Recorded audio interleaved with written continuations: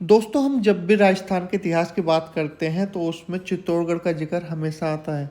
इसका इतिहास इतना शानदार है कि उसे सुने बिना नहीं रहा जाता।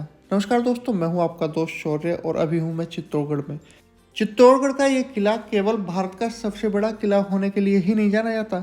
ये जाना जाता है यहाँ पर हुई सबसे खतरनाक लड़ाइयाँ लड़ने के लिए। लड़ाइयाँ भी ऐसी जिनका असर न केवल राजपूताना इतिहास पर पड़ा बल्कि पूरे भारत के इतिहास पर पड़ा। और इनमें से 3 लड़ाइयाँ तो बेहद ही खास थी। पहली हुई थी अलाउद्दीन खिलजी और रावल रतन सिंह के बीच।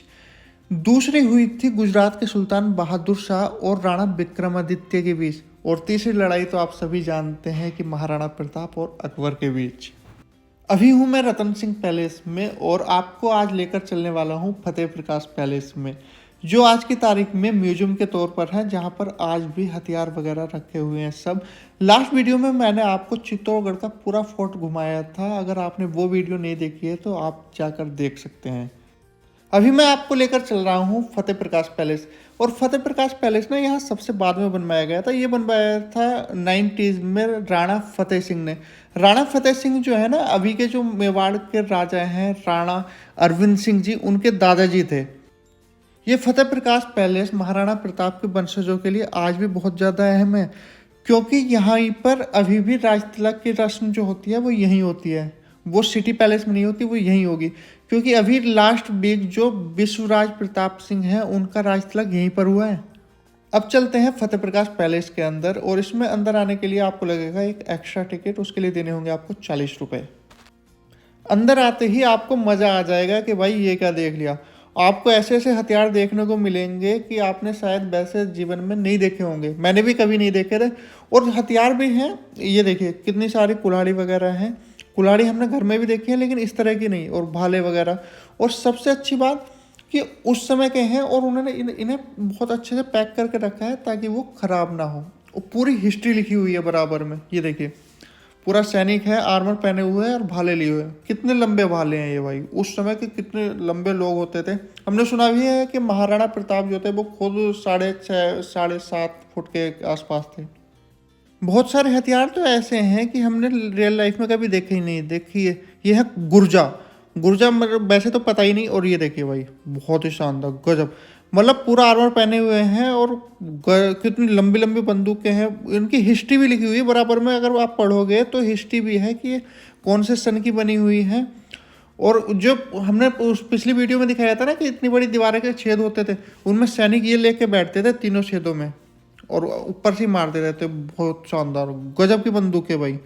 ये अगर आज की तारीख में किसी को मिल जाए तो उसकी मौज ही आ जाए। बहुत ही शानदार, अलग अलग तरह की। और वैसे आपको देखने को मिलेगी नहीं आज की तारीख में ऐसी बंदूकें। तो यहाँ म्यूजियम में देख लीजिए, मज़ा आ जाएगा आपको।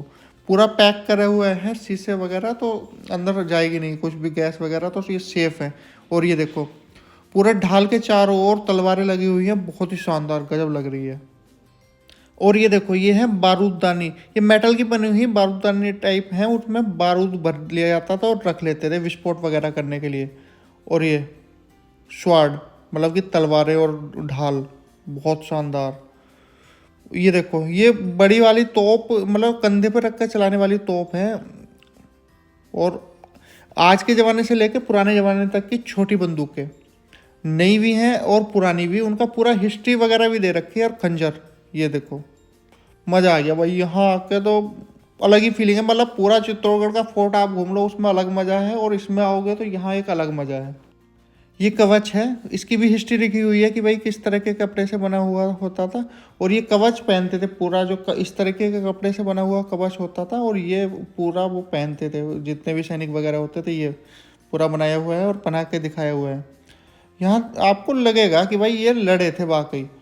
बाकी जगह कहीं आपको महल दिखेंगे लेकिन हथियार वगैरह इतने नहीं दिखाई देंगे जितने यहाँ हैं। यहाँ देख कर बाकी लगता है कि ये रियल में लड़े होंगे, क्योंकि फीलिंग आ रही है वही। आगे ये बना हुआ है पूरा चित्तौड़गढ़ का मैप यहाँ पर। और भाई ये मैप भी बहुत बड़ा है और ये महल भी बहुत बड़ा है ना। चित्तौड़गढ़ का जो महल है ये है 5 किलोमीटर तो लंबा है और 1 किलोमीटर चौड़ा। पूरा जो महल है ये 700 एकड़ की ज़मीन में है।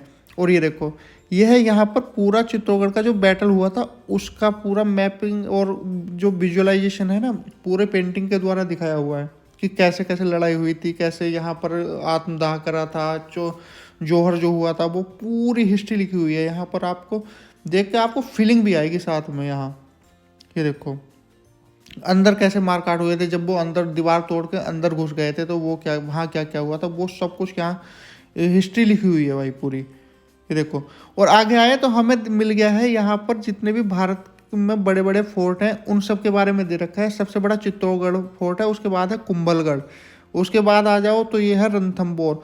मतलब उसके सबकी हिस्ट्री भी दे रखी है, और वहाँ वो कितने बड़े एरिया में बना हुआ है। गढ़गांव फोर्ट, अंबर फोर्ट, आमेर का किला है ये अंबर फोर्ट, और फिर है जैसलमेर का किला।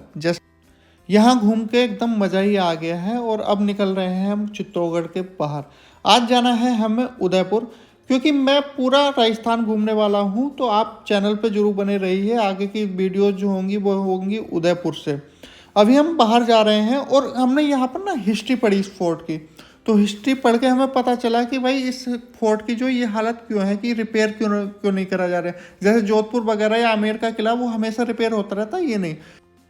हुआ ये था कि महाराणा प्रताप के बाद उनके बेटे अमर सिंह और अकबर के बेटे जहांगीर के बीच एक संधि हुई थी कि भाई आप ये फोर्ट कभी भी रिपेयर नहीं करोगे, और इसके बदले हम आप पर कभी भी आक्रमण नहीं करेंगे।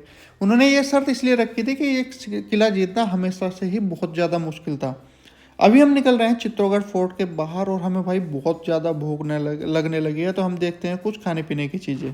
घूमते घूमते भाई बहुत ही तेज भूख लगने लगी है, बैटरी भी डाउन होने लगी। तो हम आ गए हैं डोमिनोस में, और राठी चूज कर रहा है अभी पिज़्ज़ा कि कौन सा खाना है। और अभी भाई बस पिज़्ज़ा खा के और निकलते हैं आगे उदयपुर के लिए। चित्तौड़गढ़ से निकले हुए हमें हो गया है आधा घंटा, और अभी सूरज भी डूबने वाला है, और सामने का जो व्यू है ना वो बहुत ही खूबसूरत लग रहा है। और हम उदयपुर जाने से पहले हम जाने वाले हैं पहले सांवरिया सेठ मंदिर के लिए। सांवरिया सेठ मंदिर क्योंकि रास्ते में पड़ने वाला है, तो पहले हम वहां जाएंगे। गाड़ी पार्किंग में लगाकर हम आ गए हैं श्री सांवरिया सेठ जी मंदिर। और ये भाई कृष्ण भगवान का मंदिर है, बहुत ही शानदार बनाया है मंदिर। मंदिर देखने में बिल्कुल प्रेम मंदिर जैसा है, जैसे वृंदावन का प्रेम मंदिर है उसी तरीके की लाइटनिंग है, वैसी ही कारीगरी है। और भाई ये हमने प्लान नहीं करा था, ये तो हम तो चित्तौड़गढ़ से डायरेक्ट उदयपुर जा रहे थे, तो रास्ते में हमें पता चला कि ये बहुत शानदार मंदिर है, तो हम यहाँ पर आ गए। बहुत मज़ा आया यहाँ।